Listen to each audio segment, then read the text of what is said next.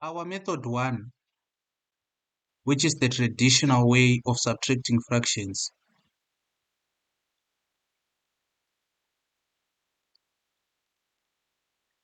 We find the common denominator, which is 6. 6 into 6, it's 1. 1 times 5, that's 5. Minus 2 into 6 is 3. 3 times 1 is also 3. 5 minus 3 is equal to 2. Dividing 6. 2 into 2 is 1. 2 into 6 is 3. So 1/3, 1 over 3 is our final answer. The special method, which will be our method 2, 5 over 6 minus 1 over 2. This is equal to,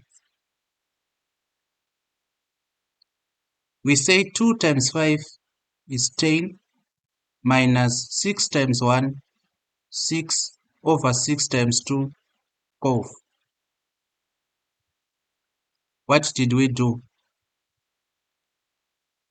We said 5 times 2, we got 10, 6 times 1, we got 6, then 6 times 2, we got 12.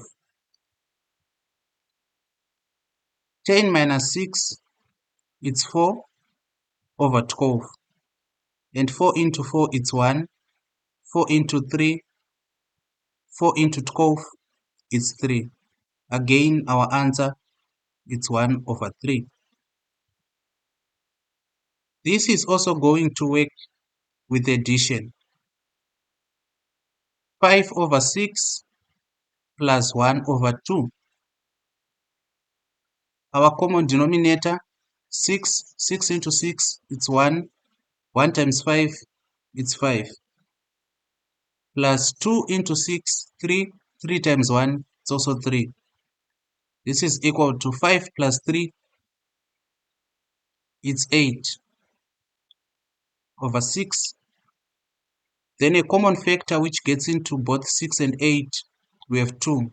2 into 6 is 3. 2 into 8, it's 4. So we have 4 over 3.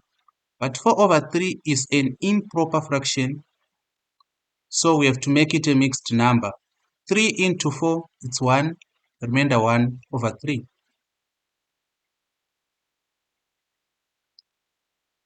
Let us try out our special method. 5 over 6 plus 1 over 2. This is equal to 2 times 5, 10, plus 6 times 1, 6 over 6 times 2, 12.